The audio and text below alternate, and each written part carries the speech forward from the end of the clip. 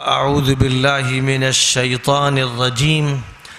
بسم الله الرحمن الرحيم. سبحان الذي أسرى بعبده ليلا من المسجد الحرام إلى المسجد الأقصى الذي باركنا حوله لنريه من آياتنا إنه هو السميع البصير. صدق الله العظيم.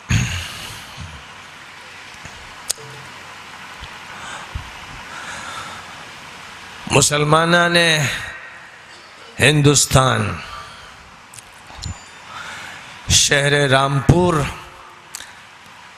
کے قلعے کے اس میدان میں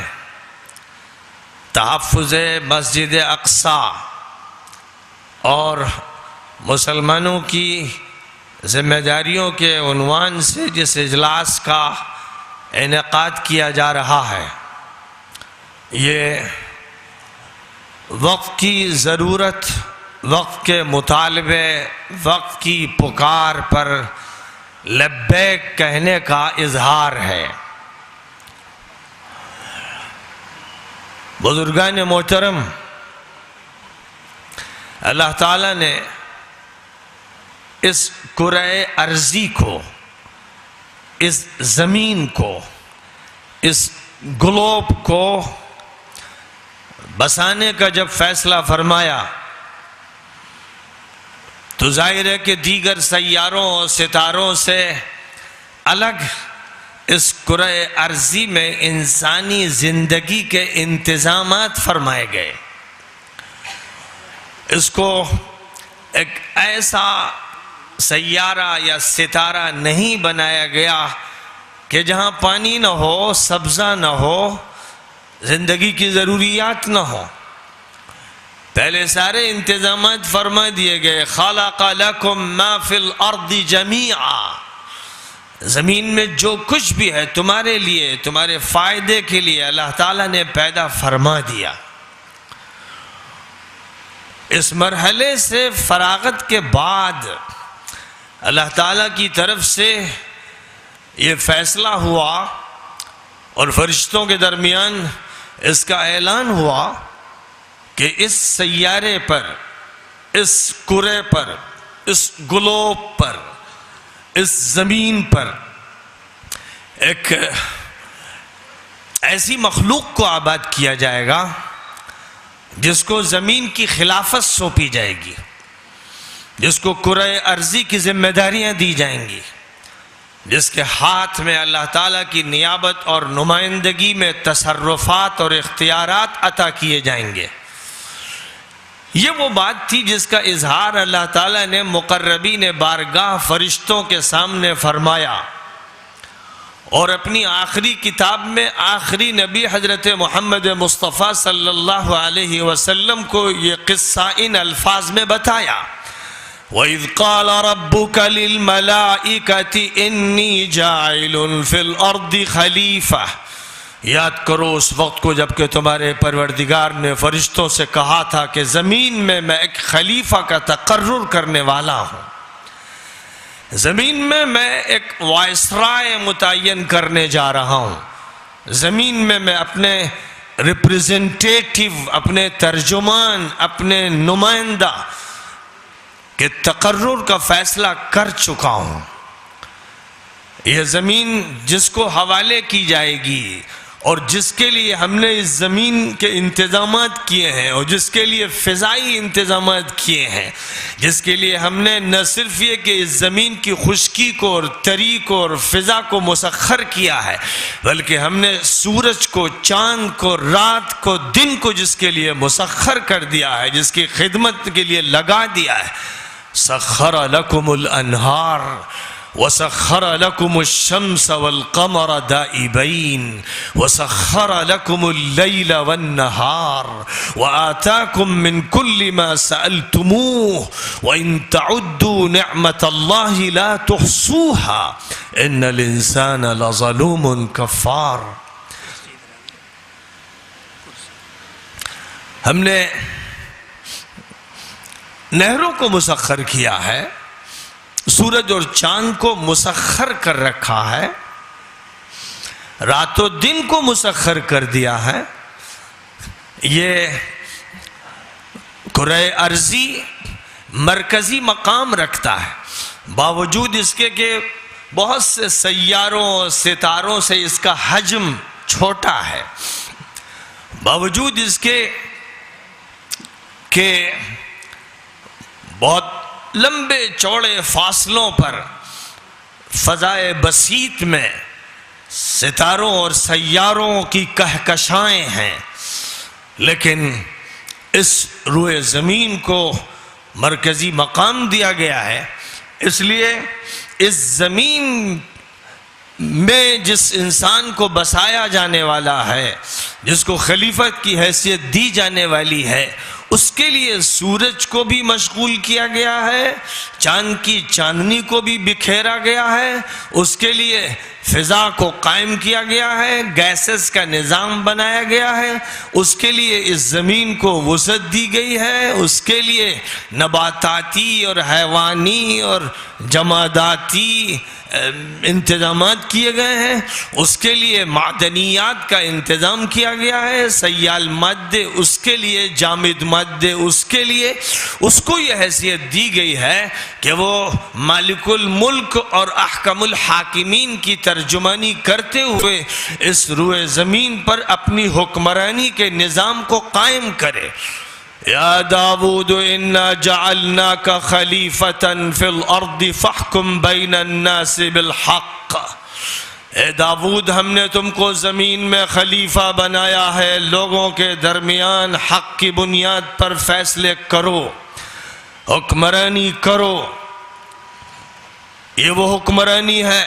جو پیغمبروں کو سونپی گئی، ان کے نمائندوں کو سونپی گئی، اور آخری نبی حضرت محمد مصطفیٰ صلی اللہ علیہ وسلم کو یہ حکمرانی سونپی گئی، اور اس طرح سونپی گئی کہ پوری انسانیت کو ان کی رعایا کی حیثیت عطا کی گئی، اور پوری انسانیت پر یہ ذمہ داری ڈال دی گئی کہ جب تک محمدی دربار سے کوئی فیصلہ نہ ہو اس وقت تک ان کے لیے جائز نہیں ہے کہ وہ اپنی زندگی کے مقدمے کو حل کرنے کا دعویٰ کریں۔ ان کے تمام مقدمات اور مسائل کا حل اگر ہونا ہے تو محمد عربی علیہ السلام کے دربار میں ہونا ہے، اور جو اپنی زندگی کے کسی بھی مسئلے کو دربار نبوی سے لے کر کہیں اور جائے گا، کسی اور ڈیوڑی کی تلاش کرے گا، کسی آستانے کی تلاش کرے گا، کسی دربار کی تلاش کرے گا، تو اس کا مطلب یہ ہے کہ وہ محمد کے ساتھ کفر کرے گا، وہ رسالت کا انکار کرے گا، اس کا تعلق نہ اللہ سے قائم رہ جائے گا نہ اللہ کی کتاب سے قائم رہ جائے گا۔ اس لیے فرما دیا گیا فَلَا وَرَبِّكَ لَا يُؤْمِنُونَ حَتَّى يُحَكِّمُوكَ فِي مَا شَجَرَ بَيْنَهُمْ ثُمَّ لَا يَجِدُوا فِي أَنفُسِهِمْ حَرَجًا مِّمَّا قَضَيْتَ وَيُسَلِّمُوا تَسْلِيمًا۔ آپ کے پروردگار کی قسم، یہ لوگ اس وقت تک مومن نہیں ہو سکتے جب تک کہ اپنے تمام مسائل آپ کی خدمت میں پیش نہ کریں، جب تک کہ اپنے تمام مقدمات آپ کی عدالت میں، آپ کے دربار میں نہ لائیں، اور پھر آپ کے فیصلے کا انتظار کریں، اور جو فیصلہ آپ کر دیں اس کے سامنے سر تسلیم خم کر دیں۔ آپ کے فیصلے کے بارے میں نہ ان کے دل میں کوئی شک پیدا ہو، نہ ان کی زبان پر کوئی اعتراض آئے، اور نہ ان کی زندگی آپ کے فیصلے سے منحرف ہونے پائے۔ ایمان کی یہی پہچان ہے کہ اللہ احکم الحاکمین ہے، اور محمد صلی اللہ علیہ وسلم خلیفۃ العالمین ہے، اور خلیفۃ العالمین کو رسول العالمین اور رحمت للعالمین بنایا گیا ہے، اس لیے کہ جس نظام خلافت کو عطا فرمایا گیا ہے وہ رحیمانہ ہے، کریمانہ ہے، عادلانہ ہے، منصفانہ ہے، انسانی حقوق کے تحفظ کے لیے اس کو وجود میں لایا گیا ہے، ظالموں سے پنجہ آزمائی کے لیے اور ان کی کلائیوں کو توڑنے کے لیے، اور ماحول کو ظالموں سے، ستمگروں سے، طاغوتوں سے آزاد کرانے کے لیے، اور مظلوموں کی صدا سننے کے لیے جس نبی کو برپا کیا گیا کہ وہ پوری دنیا کو ظالموں اور طاغوتوں سے نجات دے کر پوری دنیا کے انسانوں کو، جنوں کو رب العالمین سے مربوط کر دے اور پوری اس دنیا کے سر کو اللہ کے سامنے جھکا دے،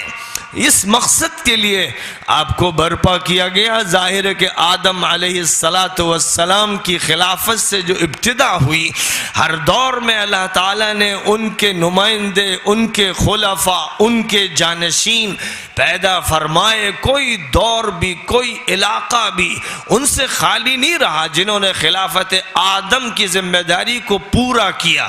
لِكُلِّ قَوْمٍ ہاد، ہر قوم کا کوئی ہادی، کوئی رہبر اللہ کی طرف سے متعین کیا گیا۔ اور رسلا مبشرین ومنذرین لئلا یکون للناس علی اللہ حجۃ بعد الرسل، رسولوں کا ایک سلسلہ جاری فرمایا گیا جن کو کام یہ دیا گیا کہ وہ ماننے والوں کو خوشخبری سنا دیں اور نہ ماننے والوں کو آگاہ کر دیں، خبردار کر دیں، عذاب الہی سے ڈرا دیں۔ اور یہ سب انتظام اللہ کی طرف سے اس لیے کیا گیا تاکہ لوگوں میں سے کوئی فرد بھی یہ کہہ نہ سکے کہ اے اللہ ہمیں نہیں معلوم تھا کہ تیری ہدایت کس کو دی گئی اور کس کے ذریعے سے منتقل کی گئی، تاکہ لوگوں کے پاس اللہ کے خلاف کوئی حجت و دلیل باقی نہ رہ جائے۔ اس لیے انبیاء و رسول کا یہ سلسلہ چلتا رہا یہاں تک کہ اللہ تعالیٰ نے اس کی تکمیل فرما دی۔ انسانیت بلوغ کی عمر کو پہنچ گئی اور آخری نبی کو برپا کر دیا گیا اور اعلان کر دیا گیا ما کان محمد ابا احد من رجالکم ولکن رسول اللہ وخاتم النبیین،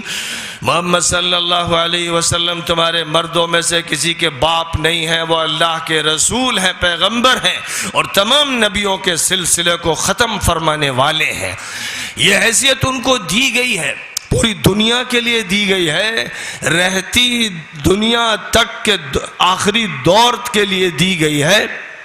کوئی دور ان کی نبوت و رسالت سے مستثنا نہیں ہے، کوئی علاقہ مستثنا نہیں ہے، کوئی قوم مستثنا نہیں ہے، سب آپ کے امتی ہیں، سب آپ کے تابع ہیں، سب کو آپ کی سننا ہے، سب کو کہنا ہے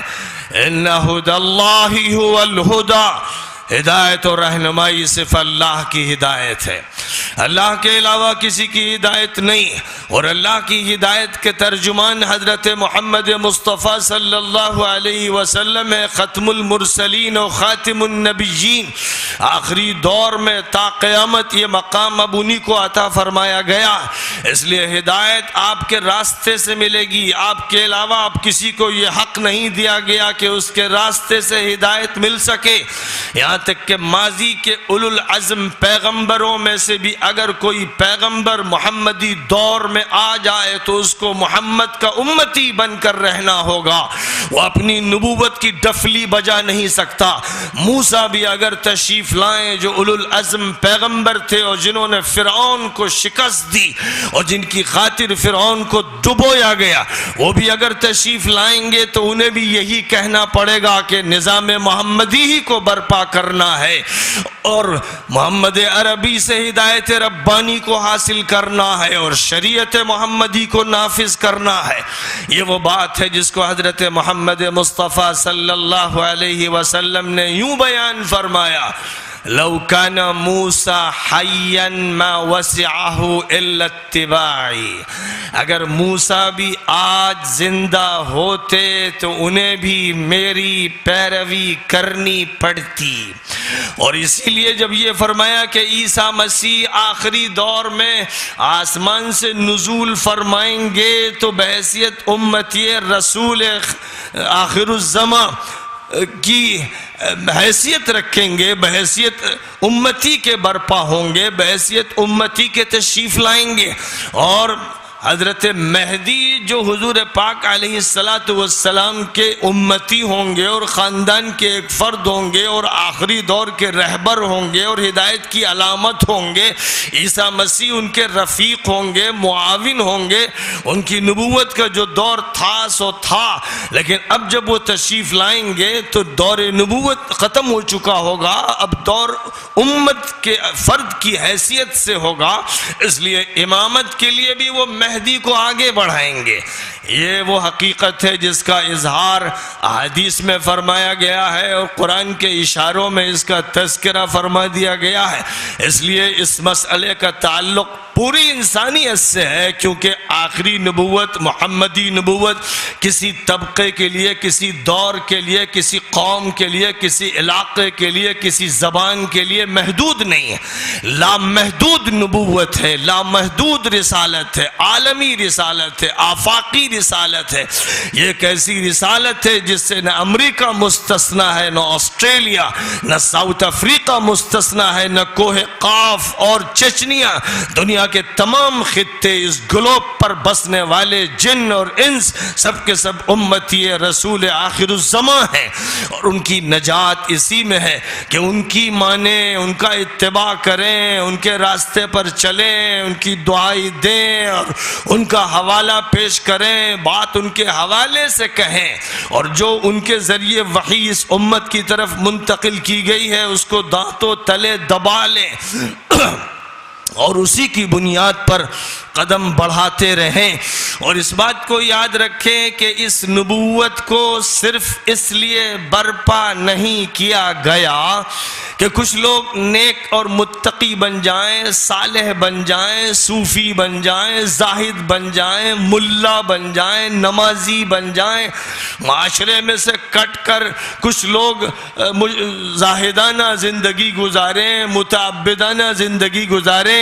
مقصد یہ نہیں تھا کہ عام آبادیوں سے کٹ کر کچھ جزیرے بنا دیے جائیں، کچھ لوگ الگ اپنی زندگی گزاریں، غاروں میں چلے جائیں، پہاڑوں کی چوٹیوں پر رہیں، جنگلات میں گزارا کریں، یا پھر چہار دیواریوں میں بند ہو جائیں اور بس اپنے تئیں زندگی گزاریں اور یہ سمجھیں کہ ان کا دائرہ محدود ہے۔ ہرگز ہرگز نہیں۔ وَمَا أَرْسَلْنَاكَ إِلَّا رَحْمَةً لِلْعَالَمِينَ، ہم نے آپ کو رحمت بنا کر بھیجا ہے تمام جہانوں کے لیے، تمام طبقات کے لیے، تمام دوروں کے لیے، تمام انسانوں کے لیے، تمام جنوں کے لیے۔ آپ کی حیثیت رحمت للعالمین کی ہے۔ وَمَا أَرْسَلْنَاكَ إِلَّا كَافَّةً لِلنَّاسِ بَشِيرًا وَنَذِيرًا،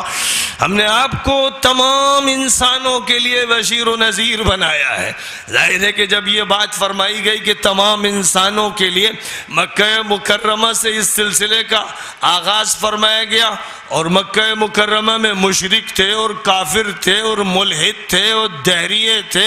اور لا ادری تھے اور عیاش تھے اور فاسق و فاجر تھے، ہر طبقے کے لوگ تھے، اور وہ بھی جانتے تھے جو عیسائی تھے، جو یہودی تھے، جن سے رابطہ آگے چل کر مدینہ منورہ میں جو جزیرۃ العرب کے شمال میں اپنی حکومتیں رکھتے تھے اور جنوب میں نجران میں جن کی ریاست موجود تھی، اور مدینہ منورہ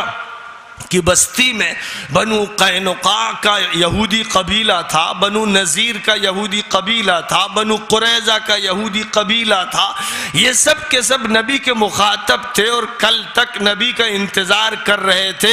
بائبل کہہ رہی تھی، تورات بول رہی تھی، انجیل گواہی دے رہی تھی کہ وہ نبی آئے گا جو دنیا کے لیے آخری نبی ہوگا اور جو ہدایت دے گا۔ ببلیکل لٹریچر میں اس کا مذاکرہ ہو رہا تھا، آپس میں تذکرے کرتے تھے کہ جب وہ نبی آئے گا تو اس کے ساتھ مل کر ہم حکمرانی کریں گے، ہم اس کا ساتھ دیں گے، ہم اس کے انتظار میں ہیں۔ کہا جاتا ہے کہ شام کی سرزمین سے اور یمن کی سرزمین سے صدیوں پہلے لوگ ہجرت کر کر کے مدینہ منورہ اس لیے آئے تھے کہ مدینہ منورہ کی جغرافیائی حیثیت کے تذکرے کے ساتھ ببلیکل لٹریچر میں یہ فرمایا گیا تھا کہ یہ وہ جگہ ہوگی جہاں آخری نبی کا ظہور ہوگا، اس امید میں اور اس توقع میں وہ آ کر بسے تھے قریب کے علاقوں میں اور مدینہ منورہ میں۔ لیکن افسوس، لعنت ہو منکروں پر، کافروں پر، جھوٹوں پر، ملونوں پر۔ فرمایا فَلَمَّا جَاءَهُمْ مَا عَرَفُوا كَفَرُوا بِهِ فَلَعْنَةُ اللَّهِ عَلَى الْكَافِرِينَ۔ جب وہ آ گیا نبی جس کو وہ خوب جانتے تھے، جس کا تذکرہ اولڈ ٹیسٹمنٹ میں تھا، نیو ٹیسٹمنٹ میں تھا، جس کا گوسپل آف دی جان میں وہ ذکر پڑھا کرتے تھے اور جس کا تذکرہ وہ پروفیسیز میں پڑھا کرتے تھے، اشعیاء نے کیا کہا، حبقیہ نے کیا کہا اور یرمیہ نے کیا کہا، ان کے نبیوں نے کیا خواب بتائے، کیا پیشین گوئیاں فرمائیں، کس آخری نبی کا چرچا و تذکرہ کیا، اس کو وہ پڑھتے تھے، اس کو گردانتے تھے، اس کے مذاکرے کرتے تھے اور نبی کو اس طرح پہچانتے تھے کہ یعرفونہ کما یعرفون ابناءہم، جیسے باپ بیٹے کو جانتا ہے ویسے وہ نبی کے بارے میں اپنی کتابوں کے حوالے سے جانتے تھے۔ لیکن فَلَمَّا جَاءَهُمْ مَا عَرَفُوا كَفَرُوا بِهِ، لیکن جب وہ آ گیا نبی جس کو وہ پہلے سے پہچانتے تھے تو اس کا انکار کیا۔ ظاہر ہے کہ یہ ظاہر ہے کہ ان کا انکار ضد کی بنیاد پر تھا، حسد کی بنیاد پر تھا، جلن کی بنیاد پر تھا، عناد کی بنیاد پر تھا، سیاسی بنیادوں پر تھا، اجارہ داری کی بنیادوں پر تھا، نفسانیت اور مادہ پرستی کی بنیادوں پر تھا، اس میں حقانیت کی کوئی کرن نہیں تھی۔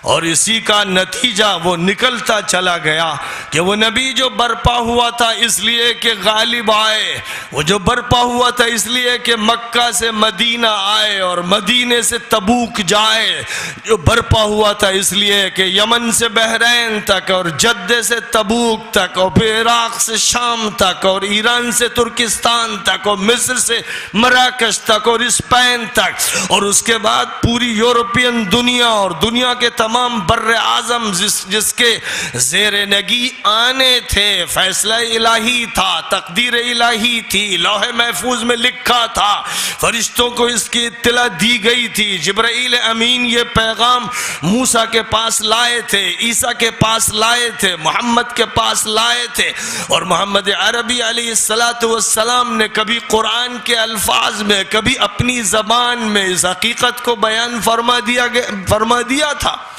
والذی ارسل رسولہ بالہدى ودین الحق لیظہرہ علی الدین کلہ ولو کرہ المشرکون۔ اللہ نے اپنے پیغمبر کو ہدایت دے کر رہنمائی دے کر دین برحق عطا فرما کر بھیجا ہی اس لیے ہے کہ وہ غالب آ جائیں، ان کے دین کو تمام مذاہب پر غالب کر دیا جائے۔ مسئلہ صرف نشر و اشاعت کا نہیں ہے، مسئلہ صرف ایک حلقہ بنانے کا نہیں ہے، مسئلہ کسی گروہ کے وجود میں لانے کا نہیں، مسئلہ انسانیت کو بانٹنے کا نہیں، مسئلہ پوری امت انسانیت کو ایک مرکز پہ لانے کا ہے۔ یہ مشن آخری نبی کو سونپا گیا اور اسی مشن کے لیے انہوں نے مکے کو مدینے سے جوڑا اور مدینے کے اوس و خزرج کو جوڑا اور اوس و خزرج کو مکے کے قبائل سے جوڑا اور پھر اس کے بعد پورے جزیرت العرب کو ایک اکائی بنا دیا اور پھر یہی اکائی تھی جو اپنے اندر دوسروں کو ضم کرتی چلی گئی، ایک امت بنانے کی تیاری تھی جس کے لیے قرآن میں اعلان تھا وَأَنَّ هَذِهِ أُمَّتُكُمْ أُمَّةً وَاحِدَةً وَأَنَا رَبُّكُمْ فَاعْبُدُونَ۔ تمہاری یہ امت ایک امت ہے، میں ہوں تمہارا رب، میری بندگی کرو۔ یہ تھا اعلان جو قرآن میں ایک مرتبہ نہیں بار بار کیا گیا، لہذا خوب یاد رکھا جائے۔ آج کی 21ویں صدی میں، عیسوی 21ویں صدی میں اور ہجری 15ویں صدی میں جو مسلمان موجود ہیں، یہ مسلمان بگڑے ہوئے ٹوٹے ہوئے، تھکے ہوئے، ہارے ہوئے، بیمار. جیسے اس زمانے میں حضرت ابراہیم کی نسل بگڑ گئی تھی، اسماعیل کی نسل بگڑ گئی تھی، یعقوب کی نسل بگڑ گئی تھی. اس دور کے بگڑے ہوئے مسلمان بنی اسرائیل کہلاتے تھے. آج کے بگڑے ہوئے مسلمانوں نے اپنے الگ الگ نام رکھ لیے ہیں، الگ الگ فرقوں میں تقسیم ہو گئے ہیں، حلقوں میں تقسیم ہو گئے ہیں، مسلکوں میں بٹ گئے ہیں، فرقوں میں بٹ گئے ہیں، برادریوں میں بٹ گئے ہیں. یہ امت مسلمہ کے ترجمان نہیں ہے، کیونکہ امت مسلمہ امہ واحدہ ہے. جب یہ امت واحدہ ہوگی تب یہ امت مسلمہ ہوگی، اور جب امت واحدہ نہیں ہوگی تو امت مسلمہ نہیں ہوگی. فرمایا وَلَا تَكُونُوا كَالَّذِينَ تَفَرَّقُوا وَاخْتَلَفُوا مِن بَعْدِ مَا جَاءَتْهُمُ الْبَيِّنَاتُ وَأُولَئِكَ لَهُمْ عَذَابٌ عَظِيمٌ. ان لوگوں کی طرح مت بننا اے مسلمانوں، ان لوگوں کی طرح مت بننا جو فرقوں میں بٹ گئے، اختلافات کی وجہ سے ٹوٹ گئے اور بکھر گئے. ان کے لیے اللہ کی طرف سے سنگین سزا کا انتظام ہے. اللہ کی طرف سے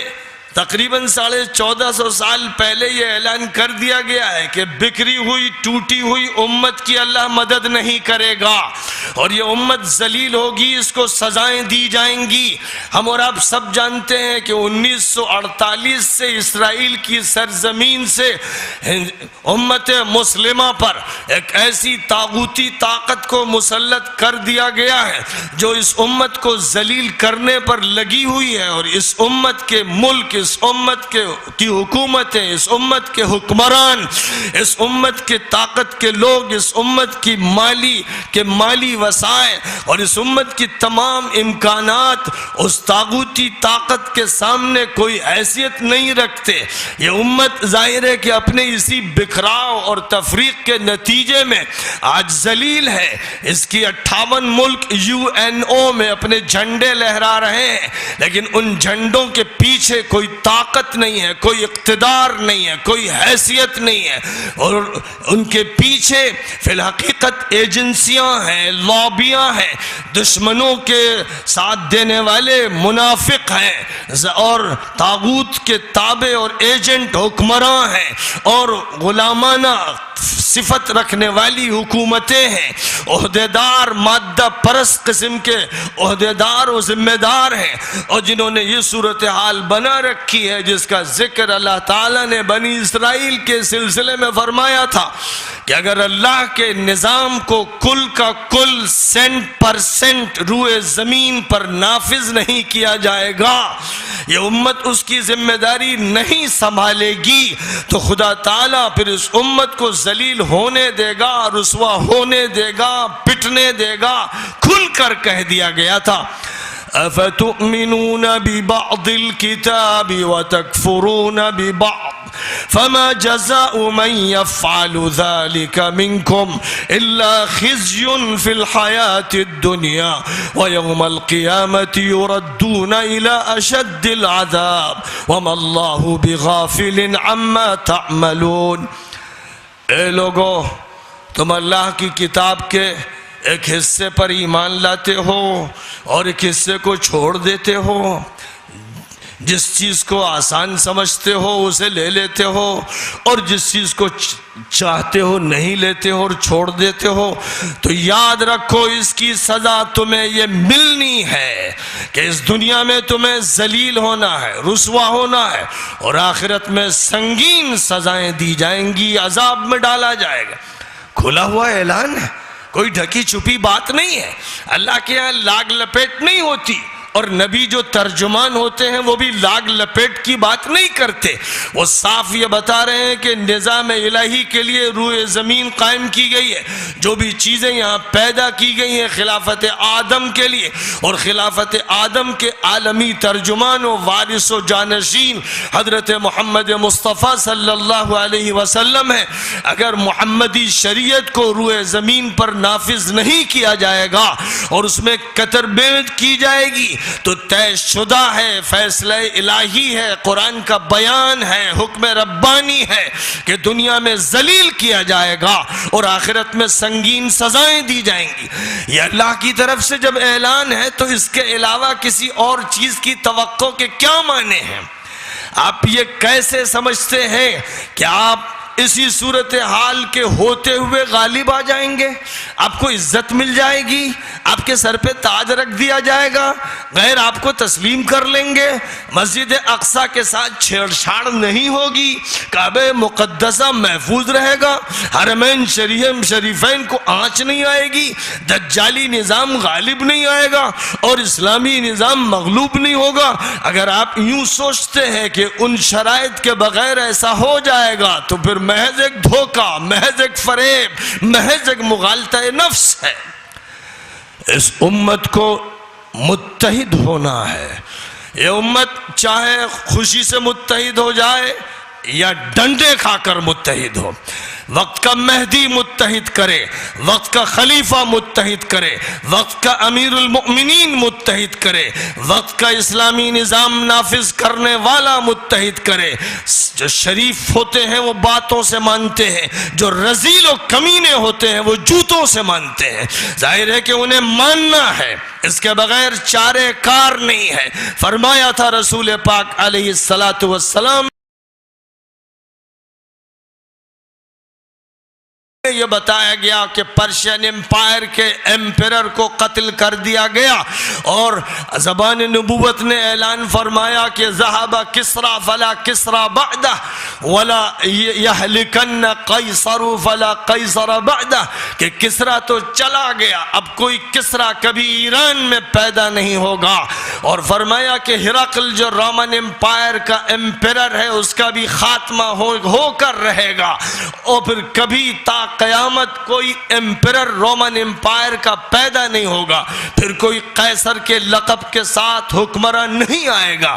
آج 1450 سال ہو گئے ہیں، ہم دیکھ رہے ہیں کہ آسمان و زمین نبی کی حقانیت اور صداقت کی گواہی دے رہے ہیں۔ پوری انسانیت، پوری ہسٹری، تاریخ اور جغرافیہ اس بات کی گواہی دے رہے ہیں کہ زبان نبوت سے جو کلمہ حق نکل گیا اس کی سچائی میں کسی شبے کی گنجائش نہیں۔ ایران کی سرزمین پر کوئی کسریٰ پھر دم نہ مار سکا اور ایران اسلام کی گود میں دے دیا گیا، اور رومن امپائر کو پھر کبھی وجود عطا نہیں ہوا اور کبھی اس میں دوبارہ پھر قیصر پیدا نہیں ہوا۔ یہ زبان نبوت کے اعلانات ہیں اور ان کی اور بہت سی تفصیلات ہیں۔ اس لیے طے شدہ امر ہے کہ اللہ تعالیٰ نے اس امت مسلمہ کے لیے یہ فیصلہ فرمایا ہے کہ انسانیت کے مشن کو لے کر یہ آگے بڑھے گی، لیکن مشروط طور پر ذمہ داریاں سونپی گئی ہیں۔ اس کے بارے میں یہ دعویٰ نہیں ہے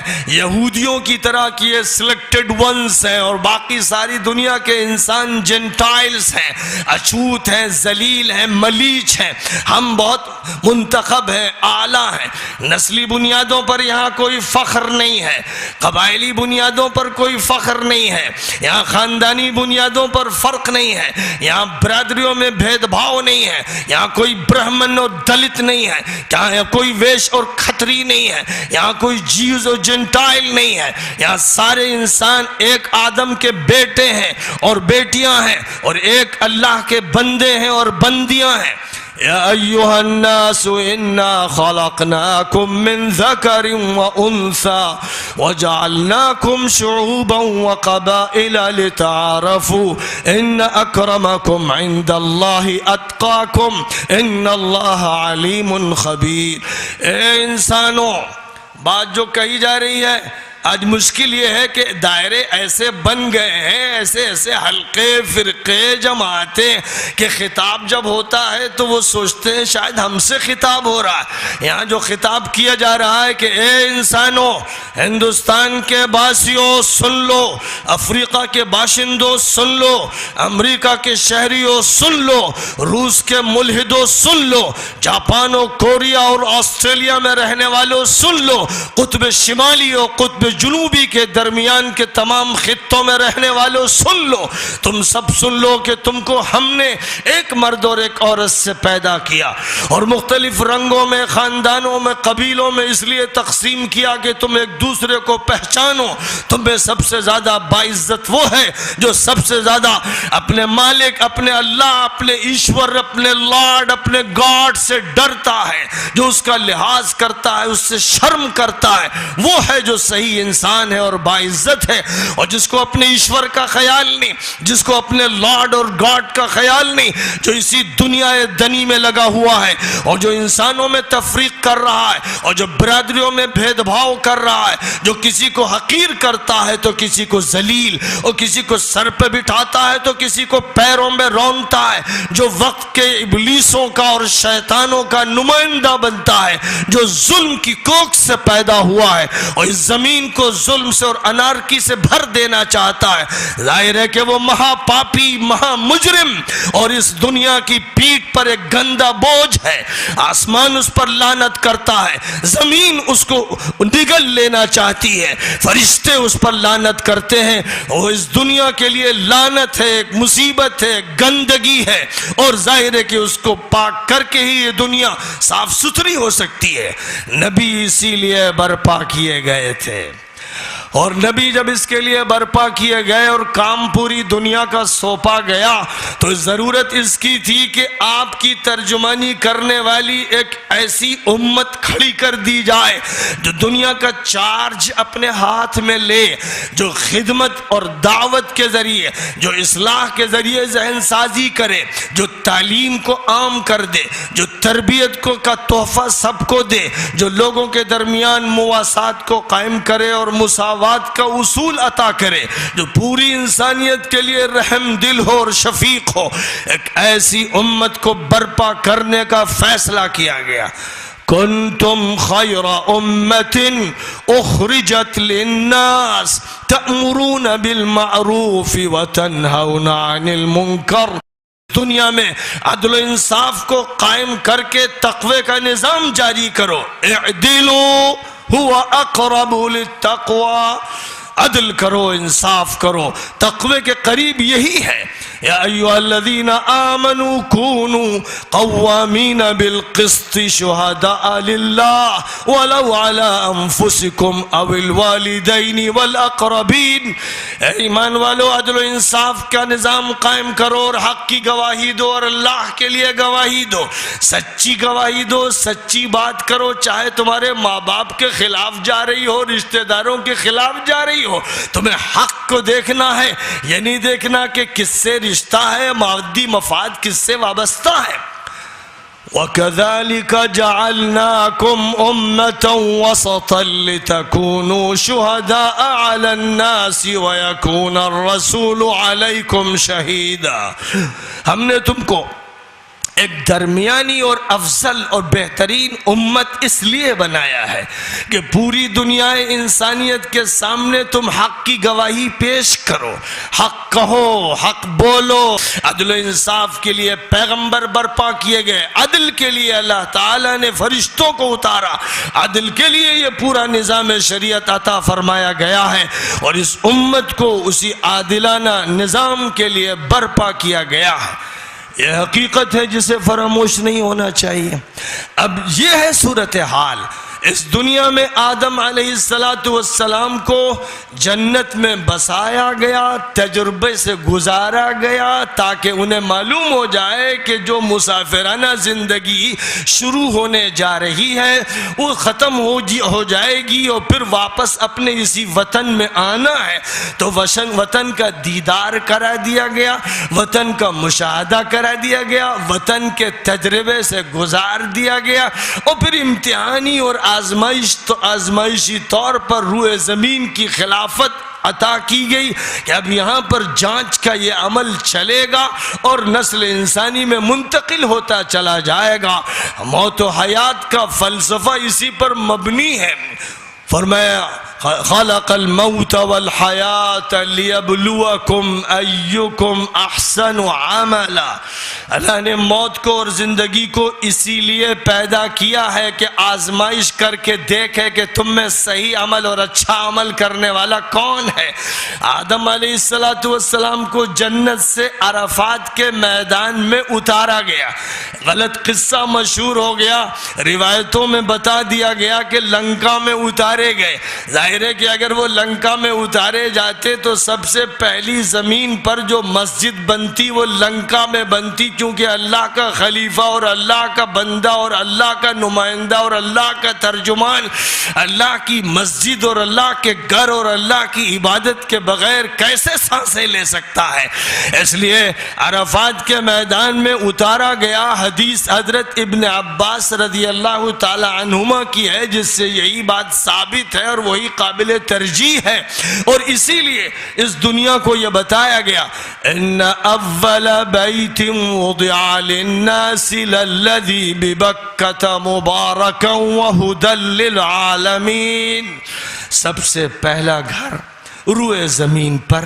جو بنایا گیا سارے انسانوں کے لیے توحید کے مرکز کے طور پر اور ہدایت کے مرکز کے طور پر، وہ ہے جو بکہ کی سرزمین میں ہے، اور بکہ اور مکہ ایک ہے۔ فرق یہ ہے کہ مکہ پورے شہر کو کہتے ہیں اور بکہ اس خطے زمین کو کہتے ہیں جس پر کعبہ مقدسہ کی عمارت قائم ہے۔ تو سب سے پہلا اللہ کا گھر، سب سے پہلی مسجد جو اس پورے گلوب میں دنیا کے کسی بھی خطے میں بنی وہ مکہ مکرمہ میں بنی اور کعبہ مقدسہ ہے۔ اور کتنے ہزار سال گزرے اس پر کہ حضرت ابراہیم علیہ السلام نے اس کی شکستہ عمارت کو دوبارہ اٹھانے کی ذمہ داری لی۔ قرآن پاک سورہ بقرہ میں حضرت ابراہیم اور حضرت اسماعیل علیہم الصلوات والتسلیمات کا تذکرہ اس حیثیت سے کرتا ہے کہ کعبہ مقدسہ کی پرانی بنیادوں پر دیواریں اٹھا کر انہوں نے کعبے کی تعمیر کی، تجدید کا فریضہ انجام دیا۔ وہ پہلے کعبے کے بانی نہیں ہے، کعبے کے بانی آدم علیہ السلام ہے، اور ابراہیم کا جو کام ہے وہ قرآن کے الفاظ میں بیان کیا گیا۔ وَإِذْ يَرْفَعُ إِبْرَاهِيمُ الْقَوَاعِدَ مِنَ الْبَيْتِ وَإِسْمَاعِيلِ، یاد کرو اس وقت کو جب کہ ابراہیم اور اسماعیل بنیاد کو اٹھا رہے تھے، یعنی قواعد جو بنیاد ہے وہ موجود تھی، اس پر کی دیوار گر چکی تھی، شکستہ ہو چکی تھی۔ اس دیوار کی تعمیر کا کام ابراہیم علیہ السلام نے کیا۔ کہا جاتا ہے کہ حضرت عیسیٰ علیہ السلام 2000 سال پہلے ابراہیم علیہ السلام نے کعبہ مقدسہ کی تعمیر کی، تجدید کا کام انجام دیا، اور اس کے 40 سال کے بعد اپنے دوسرے فرزند ارجمند اسحاق کے ساتھ مل کر شہر القدس میں سرزمین فلسطین پر مسجد اقصی کی تعمیر کا کام انجام دیا۔ نبی پاک علیہ السلام کی ایک حدیث میں دونوں مسجدوں یعنی ایک مسجد کی تجدید اور دوسری مسجد کی تعمیر، اور ممکن ہے کہ وہاں پر بھی تجدید کا عمل کیا گیا ہو، 40 سال کے عرصے کا تذکرہ فرمایا گیا ہے۔ ابراہیم اور اسحاق نے مل کر مسجد اقصی کی تعمیر کی، یعنی کہ روئے زمین کو اللہ کی عبادت اور بندگی کے لیے قائم کیا گیا۔ جن و انس کو پیدا ہی اسی لیے کیا گیا کہ اللہ کی بندگی ہو۔ انبیاء کی بعثت ہی اسی لیے ہوئی کہ ان کی اطاعت ہو۔ کتابیں اس لیے اتاری گئیں کہ وہ دستاویز بن جائیں اور قوموں اور ملتوں کے لیے کانسٹیٹیوشن اور دستور کی حیثیت حاصل کریں۔ لہذا اسی نظام کے ماتحت زمین کے چپے چپے پر اللہ تعالیٰ کے گھروں یعنی مساجد کی تعمیر کا انتظام ہوا، جس کو قرآن پاک میں کہیں یوں فرمایا گیا ہے کہ اگر خدا تعالیٰ وَلَوْلَا دَفْعُ اللَّهِ النَّاسَ بَعْضَهُمْ بِبَعْضٍ لَهُدِّمَتْ الصَّوَامِعُ وَبِيَعٌ وَصَلَوَاتٌ وَمَسَاجِدُ يُذْكَرُ فِيهَا اسْمُ اللَّهِ كَثِيرًا، اگر حق و باطل کا ٹکراؤ نہ ہوتا، اگر خیر و شر کی لڑائی نہ ہوتی، اگر غلط اور صحیح کے درمیان تصادم نہ ہوتا، اگر ایسا نہ ہوتا کہ حق والے سپر ڈال دیتے اور باطل والے غالب آتے چلے جاتے،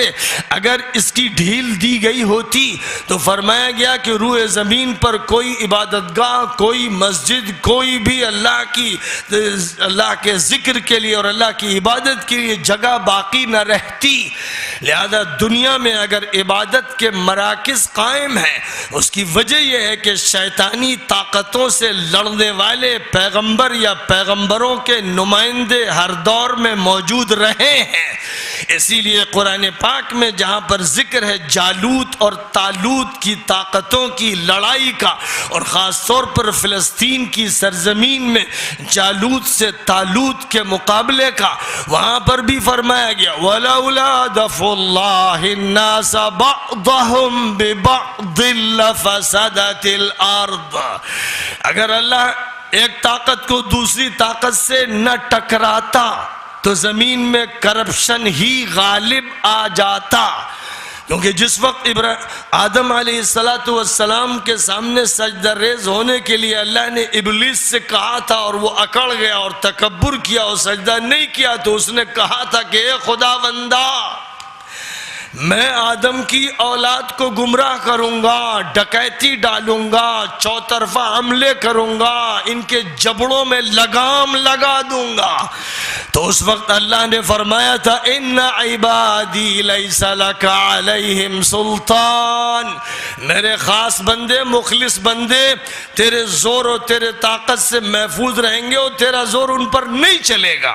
وہ تجھ پر غالب آ جائیں گے، وہ تجھ سے مقابلہ کریں گے، تجھے شکست ہوتی چلی جائے گی۔ اور چونکہ اللہ تعالیٰ نے اپنے بندوں سے ہمیشہ فرمایا اور آخری نبی سے اور آخری امت سے فرمایا قاتلوا اولیاء الشیطان ان کید الشیطان کان ضعیفا، فرمایا کہ شیطان کے چیلوں سے جنگ کرو، شیطان کی تدبیریں، شیطان کی چالیں کمزور ہیں۔ یہ نہیں فرمایا گیا کہ شیطان کی چالوں سے ڈرو، یہ نہیں فرمایا گیا کہ ان کا روب اپنے اوپر مسلط کر لو، دہشت زدہ ہو جاؤ، سہم جاؤ۔ اللہ کے نظام میں اور اللہ کے قانون میں اور محمدی شریعت میں اور تمام انبیاء کے مشن میں دشمنوں کا خوف اگر دل میں ہے تو شرک ہے، اور دشمنوں سے امید اگر دل میں ہے تو شرک ہے۔ امید اللہ سے، خوف اللہ سے، اور اللہ کے دین کو غالب کرنے کی مہم میں شرکت۔ وَلَا تَهِنُوا وَلَا تَحْزَنُوا وَأَنْتُمُ الْأَعْلَوْنَ إِن كُنتُم مُؤْمِنِينَ، دیکھو کمزور مت پڑنا، بزدلی مت دکھانا، رنج میں مت گھلنا، غلبہ تمہارا ہونا ہے۔ اگر تم ایمان کو مضبوطی سے تھامے رہو گے اور ایمانی نظام کو برپا کرو گے تو تم غالب آؤ گے۔ اسی کا یہ نتیجہ تھا کہ محمد عربی علیہ السلام نے جو نظام مکہ مکرمہ میں برپا کیا اور پھر مدینہ منورہ میں اس کی ریاست قائم فرمائی اور پھر پورے جزیرۃ العرب میں اس کو جاری و ساری فرمایا، اس کے لیے آپ نے جزیرۃ العرب کے حدود پر اکتفا نہیں فرمایا، بلکہ اللہ نے چونکہ پوری انسانیت کے لیے بھیجا تھا اور وقت کی جھوٹی سپر پاور سے ٹکرانے کے لیے آخری نبی کی بعثت ہوئی تھی۔ پرشین امپائر ہو یا رومن امپائر، ان کے نظام باطل اور ملحدانہ کو بکھیر کر رکھ دینے کے لیے اور نظام توحید کو، اللہ کے موحدانہ نظام کو قائم کرنے کے لیے، چونکہ آپ کی بعثت ہوئی، اس امت کی بعثت ہوئی، اس امت کو برپا کیا گیا، اس لیے ابھی وفات کا وقت قریب ہے اور اسامہ سے جو چہیتے پوتے کی طرح ہیں، آپ یہ فرماتے ہیں کہ اسامہ تم جاؤ رومن امپائر کی سرزمین میں گھسو اور رومیوں کو روند کے رکھ دو۔ یہ حضور پاک علیہ السلام کی آخری ہدایتیں ہیں جو اسامہ ابن زید ابن حارثہ کو، جو اس وقت 17-18 سال کے نوجوان تھے اور حضور کے لیے مثل چہیتے پوتے کے تھے، آپ نے ان کو رومن امپائر سے ٹکرانے کے لیے بھیجا تھا، اور رومن امپائر کی اس دور میں وہی حیثیت تھی جو آج امریکہ کی یک قطبی سپر پاور کی ہے، اور آج سے پہلے رشیا کی اور سوویت یونین کی پاور کی جو حیثیت تھی، وہ حیثیت اس ایران کی پرشین امپائر کی تھی جس کے ٹکڑے ہو گئے اور جس کو بکھیر کے رکھ دیا گیا۔ ظاہر ہے کہ اس دور محمدی میں محمدی غلاموں نے اس سوویت یونین کے حصے بکھرے افغانستان کے صحراؤں میں، پہاڑوں پر، وادیوں میں، چٹیل میدانوں میں کر دیے، اور اس کے ٹکڑے ٹکڑے ایسے بکھر گئے کہ اس کے اندر سے جمہوریاں نکلی اور مسلم امت دوبارہ اٹھنے کے لیے تیار ہو گئی۔ یہی وہ دور ہے جس کا انتظار اب دوسری سپر پاور کو ہے۔ جیسے عہد نبوی میں پہلے کسریٰ کا خاتمہ ہوا تھا، پہلے مشرقی طاقت کو ختم کیا گیا تھا، پھر مغربی طاقت کا نمبر آیا تھا، اسی طرح آج کے دور میں ترتیب پھر بن رہی ہے، کیونکہ دور نبوی میں جو پیشین گوئیاں فرمائی گئی تھی، آج کا دور ان پیشین گوئیوں کے پورے ہونے کا آتا چلا جا رہا ہے۔ آسمان کے پردے کھل رہے ہیں اور گویا وہاں سے یہ صدائیں لگ رہی ہیں اور زمین سے بھی ان صداؤں کی ملاقات ہو رہی ہے، اور اس میں فیصلے یہی ہیں کہ پہلے مشرقی طاقت کو ختم کیا گیا، اب مغربی طاقت کے زوال کا دور آ رہا ہے۔ لَيَهْلِكَنَّ قَيْصَرَ فَلَا قَيْصَرَ بَعْدَ، فرمایا تھا کہ قیصر ختم ہو جائے گا، پھر کوئی قیصر نہیں ہوگا، اس لیے زید ابن حارثہ کو روانہ کیا گیا، اور پھر ابو بکر صدیق نے وقت کے فتنہ ارتداد کا مقابلہ کیا، اور ساتھ ہی ساتھ ابو عبیدہ ابن الجراح اور خالد ابن الولید کو رومن امپائر کے چھکے چھڑانے کے لیے روانہ کر دیا گیا، اور پھر 15 ہجری میں، یعنی نبی پاک علیہ السلام کی وفات کے 3-4 سال کے بعد، عمر ابن الخطاب مدینہ منورہ کے معمولی سے فرش پر بیٹھنے والے غلامان نبی میں سے ایک غلام نبی اب اس مرحلے میں داخل ہو رہے ہیں کہ فلسطین کی سرزمین میں کلیسا کی چابیاں ان کے حوالے سن 15 ہجری میں کی جا رہی ہیں، جو عیسوی اعتبار سے 636 کا سال ہے۔ وہ دنیا جو 7ویں صدی عیسوی میں اپنے زوال کی آخری منزل کو پہنچ چکی تھی، عمر ابن الخطاب پرشین امپائر کی کنٹری سیریا میں داخل ہو کر فلسطین کی سرزمین میں جا رہے ہیں، اور وقت کے پوپ اور آرک بشپ اور فادرز ان کے سامنے حاضر ہو رہے ہیں، خادمانہ ان کا اعتراف کر رہے ہیں، ان کی عظمت کا، ان کی صداقت کا، ان کی سچائی اور دیانت کا، اور تواضع کے ہاتھوں سے چابیاں ان کو سونپی جا رہی ہیں۔ اس طرح جو بنیادی مرکز تھا رومن امپائر کا، جو سب سے بڑا ریلیجس سینٹر تھا، جس کو ایلیا کہا جاتا تھا، وہ ایلیا مسلمانوں کے حوالے کر دیا گیا۔ ظاہر ہے کہ مسلمان ہی وارث تھے اسحاق کے اور ابراہیم کے اور یعقوب کے اور یوسف کے اور ما قبل کے انبیاء کے اور ما بعد کے انبیاء کے، وراثت انہیں منتقل ہوئی، اور اس طرح بیت المقدس اور سرزمین فلسطین اور شام اور دوسری طرف عراق، سعد ابن ابی وقاص جس کو فتح کرتے ہوئے ایران کی طرف رواں دواں تھے، اور دجلہ میں گھوڑے ڈال کر ادھر جب پہنچ رہے تھے تو وہ حیران ہو کر کہہ رہے تھے دیواں آمدن، ارے یہ تو جن ہیں، یہ تو بھوت ہیں، یہ تو دریا پر گھوڑے ڈال کے اس طرح چل رہے ہیں جیسے کشتیاں چلتی چلی جا رہی رہی ہوں. علامہ اقبال کو کہنا پڑا کہ دشت تو دشت ہے دریا بھی نہ چھوڑے ہم نے, بحر ظلمات میں دوڑا دیے گھوڑے ہم نے. تو ایک طرف عراق کو فتح کر کے ایران کو دستک دی جا رہی ہے, اور دوسری طرف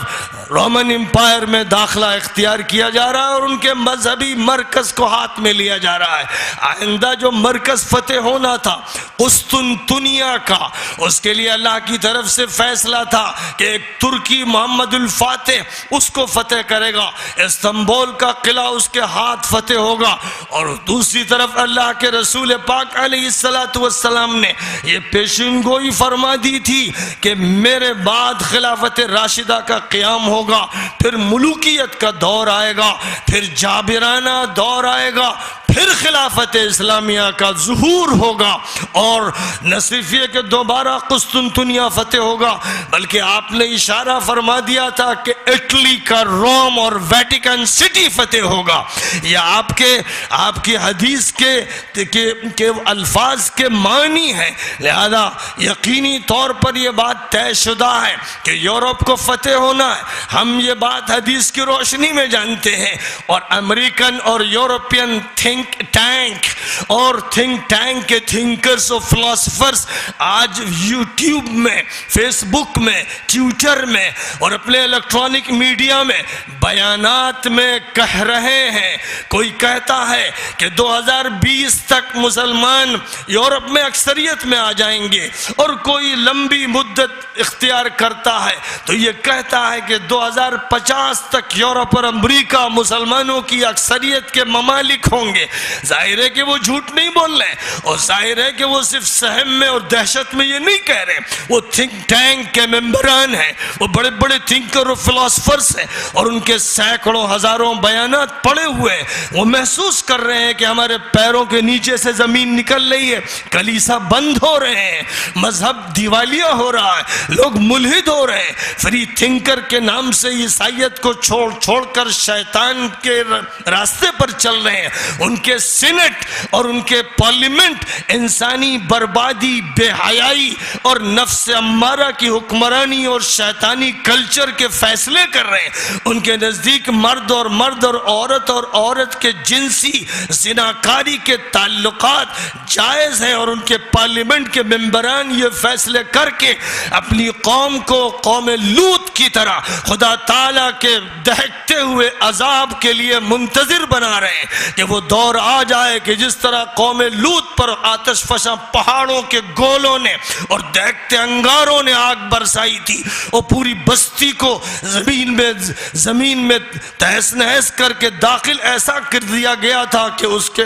کے نیچے سے پانی ابل کر اوپر آ گیا, جس کو جارڈن میں ڈیڈ سی کے نام سے جانا جاتا ہے. یہ انجام قوم لوط کا جن اسباب سے ہوا تھا, اور ایڈز کا مرض آج جن اسباب سے پیدا ہوا ہے, اور قوم لوط کے فیصلے جو امریکن اور یورپین سینٹ میں اور پارلیمنٹ میں ہو رہے ہیں, خدا کی قسم جیسے قوم لوط پر عذاب آیا ان قوموں پر بھی وہ اللہ کا عذاب آ کے رہے گا. اور جو ظالم و ستمگر میں ہیں اس ملک میں ہو یا دنیا کے کسی خطے میں یا اسرائیل کی سرزمین پر, ان کی پکڑ کا نظام اللہ کے ہاں طے ہے. وہ یہ کہتا ہے کہ جلدی نہ کرو, سأریہم آیاتی فلا تستعجلون, ہم اپنی نشانیاں ان کو دکھا دیں گے, اے لوگو جلدی نہ کرو. کہیں فرماتا ہے امہلہم رویدا, چھوڑے رکھو, ایک مدت اللہ کے ہاں ہے جو طے ہے اسے پورا ہونے دو. کہیں کہتا ہے ذرہم یأکلوا ویتمتعوا ویلہہم الامل فسوف یعلمون, چھوڑ دو ان جانوروں چوپاؤں کو, چرنے دو, کھانے دو, مزے لوٹنے دو, انہیں معلوم ہو جائے گا کہ عذاب الہی کیسا سنگین ہوتا ہے. بتا دو ان بطش ربک لشدید, کہہ دو کہ تمہارے رب کی پکڑ بڑی سخت ہے. ان اخذہ العلیم, اس کی پکڑ بڑی دردناک ہے. انبیاء یہ زبان بولتے تھے. آج کے مقررین, واعظین روایتی, رسمی, تھکی ہاری, بیمار, دق کی مریض زبان بولتے ہیں. آج انبیاء کی زبان ختم ہو گئی، قرآن کی زبان ختم ہو گئی. چاہتے ہیں کہ قصے کہانیاں سنائیں، چاہتے ہیں کہ عوام کو بہکائیں پھسلائیں، چاہتے ہیں کہ ان کو کھانے پینے اور نو نوش میں لگائے رکھیں، چاہتے ہیں کہ اپنی نذرانوں سے اپنی جیبیں گرم کریں، چاہتے ہیں کہ امت بگڑی رہے اور بنی اسرائیل کا ماحول قائم رہے، چاہتے ہیں کہ یہودیوں اور عیسائیوں کے علماء اور صوفیوں اور احبار اور رہبان کا کردار اس امت میں زندہ رہے. لیکن قرآن اس کو ختم کرنے کے لیے آیا، قرآن بے لاگ سنانے کے لیے آیا. تو یہ وہ نظام تھا. عمر ابن الخطاب نے سن 15 میں بیت المقدس کو فتح فرمایا اور مسجد قائم فرمائی. اس کو مسجد عمر ابن الخطاب کا نام دیا گیا اور اسی سے لگی ہوئی وہ مسجد تھی جس کو مسجد اقصی کہا گیا، جس کے نشانات مٹا دیے گئے تھے، پھر اسے بھی قائم کیا گیا. اور رسول اکرم صلی اللہ علیہ وسلم کو اللہ تعالیٰ نے نبوت کے 10ویں سال میں مکہ مکرمہ کے کعبہ مقدسہ کے جوار سے مسجد اقصی راتوں رات جس طرح سے براق کی سواری پر منتقل کیا. اس کو براق اس لیے کہا گیا کہ براق برق سے ہے اور برق الیکٹریسٹی کو کہتے ہیں، لہذا اللہ کے نظام الیکٹریسٹی کی وہ سواری تھی جو سیکنڈوں میں سینکڑوں ہزاروں میل طے کرتی ہوئی مسجد حرام سے بیت المقدس پہنچی. اور وہاں کی ایک چٹان کے پاس اس سواری کو روک دیا گیا. کہا جاتا ہے اصطلاحی زبان میں، اس دور میں سمجھے جانے والی زبان میں، کہ گویا اس مرکب کی رسی وہاں باندھ دی گئی اور پھر عالم بالا کا وہ سفر طے پایا جس کے بارے میں اللہ نے سورۃ النجم میں ارشاد فرمایا وَالنَّجْمِ إِذَا هَوَى مَا ضَلَّ صَاحِبُكُمْ وَمَا غَوَى وَمَا يَنطِقُ عَنِ الْهَوَى إِنْ هُوَ إِلَّا وَحْيٌ يُوحَى عَلَّمَهُ شَدِيدُ الْقُوَى ذُو مِرَّةٍ فَاسْتَوَى وَهُوَ بِالْأُفُقِ الْأَعْلَى ثُمَّ دَنَا فَتَدَلَّى فَكَانَ قَابَ قَوْسَيْنِ أَوْ أَدْنَى فَأَوْحَى إِلَىٰ عَبْدِهِ مَا أَوْحَى مَا كَذَبَ الْفُؤَادُ مَا رَأَىٰ أَفَتُمَارُونَهُ عَلَىٰ مَا يَرَىٰ وَلَقَدْ رَآهُ نَزْلَةً أُخْرَىٰ عِندَ سِدْرَةِ الْمُنتَهَىٰ عِندَهَا جَنَّةُ الْمَأْوَىٰ إِذْ يَغْشَى السِّدْرَةَ مَا يَغْشَىٰ مَا زَاغَ الْبَصَرُ وَمَا طَغَىٰ لَقَدْ رَآ مِنْ آيَاتِ رَبِّهِ الْكُبْرَىٰ. سورۃ النجم میں معراج کا تذکرہ ہے، سدرۃ المنتہا تک پہنچنے کا تذکرہ ہے، جبرائیل کے قاب قوسین آ کر بات کرنے کا تذکرہ ہے، وحی الہی کے اس مقام پر رازدارانہ طور پر منتقل کرنے کا تذکرہ ہے. احادیث میں چھٹے ہوئے گوشوں کا بیان ہے، جنت و دوزخ کے مشاہدوں کا تذکرہ ہے، انبیاء سے ملاقاتوں کا تذکرہ ہے، عالم بالا کی سیر کا تذکرہ ہے، 50 وقت کی نمازوں پھر اختصار کے بعد 5 وقت کی نمازوں کا تذکرہ ہے، اور پھر واپسی کا ذکر ہے کہ اسی بیت المقدس میں واپس تشریف لائے اور پھر عالم مثال سے، عالم بالا سے، عالم غیب سے، ماضی کی سلوٹوں سے سارے پیغمبروں کو میدان میں اکٹھا کر دیا گیا کہ محمد عربی کی امامت اور سیادت اور قیادت کا سکہ بیت المقدس سے جاری کر دیا جائے، اس سرزمین سے کہ جہاں پر عیسیٰ مسیح کا دمشق کی مسجد میں نزول ہوگا، اس سرزمین سے کہ جہاں پر دنیا کی سپر پاور کی آخری علامت دجال سے جنگ ہوگی، اس جگہ پر کہ جہاں یہودیوں سے ہر مجدون کے میدان میں آخری معرکہ ہوگا، اس جگہ پر کہ جہاں اس آخری معرکے میں مسلمانوں کو فتح مبین عطا کی جائے گی، اس جگہ پر کہ جہاں اگر کوئی یہودی کسی درخت یا دیوار کی اوٹ میں چھپے گا تو وہ درخت کہے گا کہ او مسلمان، او اللہ کے بندے، میرے پیچھے یہ یہودی چھپا ہوا ہے، آ اس کو مار. دنیا کہ عالمی نظام کی ابتدا میں سن 10 نبوی میں نبی پاک علیہ السلام کی عالمی قیادت کے سکے کو جاری کرنے اور سر پر عالمی تاج رکھنے اور ختم نبوت کا تمغہ عطا کرنے کے لیے سارے نبیوں کو بیت المقدس میں اکٹھا کیا گیا، اور نبی کو آگے بڑھنے کے لیے فرمایا گیا کہ اب آپ ان سب کے امام ہیں، آپ ان کی امامت فرمائیے، اور آپ ان کی امامت کے بعد اسی طرح براق سواری پر راتوں کے سکنڈوں میں مسافتوں کو طے کرتے ہوئے، جیسے مثال کے طور پر آپ کے موبائل کا کرنٹ ہزاروں میل کی مسافتوں کو سکنڈوں میں طے کرتا ہے، ویسے الیکٹرانک اللہ کی طرف سے وہ الیکٹرانک طریقہ کار اختیار کیا گیا جو خالق ہے الیکٹریسٹی کا بھی اور الیکٹرانکس کا بھی اور تمام سائنسز کا بھی، اور اس نے سکنڈوں میں نبی کو پھر مکہ مکرمہ پہنچا دیا، اور اس طرح سے اس کا اعلان ہو گیا کہ یہ وہ سرزمین بیت المقدس ہے جہاں پر نبوت کی، جہاں پر آخری نبی کی آخری رسالت و نبوت کے تاج پوشی کی کارروائی کی گئی۔ ظاہر ہے کہ جہاں یہ کارروائی ہوئی اب یہ حلقہ چکر کاٹتے ہوئے وہیں پہ آ کے جڑے گا، اور بیچ میں ایسا دور آئے گا جس میں مسلمان نشیب و فراز سے گزریں گے، جب جب شریعت سے منہ موڑیں گے، جب جب لادینی قانون نافذ کریں گے، جب جب دوسرے آقاؤں کے چکروں میں پڑیں گے، جب جب عبادت میں شرک کریں گے، جب جب محمدی رسالت میں شرک کریں گے، جب جب قرآن پاک کے نظام میں شرک کریں گے، ملاوٹ کریں گے، دھوکہ دیں گے، تو اللہ کی طرف سے شکستیں دی جائیں گی، مار ڈالی جائے گی اور سزائیں دی جائیں گی، اور جب پھر پلٹ کر شریعت کی طرف آئیں گے اور اس کا مطالبہ کریں گے تو نصرت الہی کے بگل بجیں گے، گھنٹیاں بجیں گی اور نصرت الہی برسنا شروع ہو جائے گی۔ یہ اللہ کا نظام ہے جو قرآن میں کھول کھول کر بیان کر دیا گیا ہے۔ مسلمانوں نے جب ان کی خلافت عثمانیہ عروج پر تھی غفلت اختیار کی اور تفریق کے راستے پر ان کو ڈالا گیا،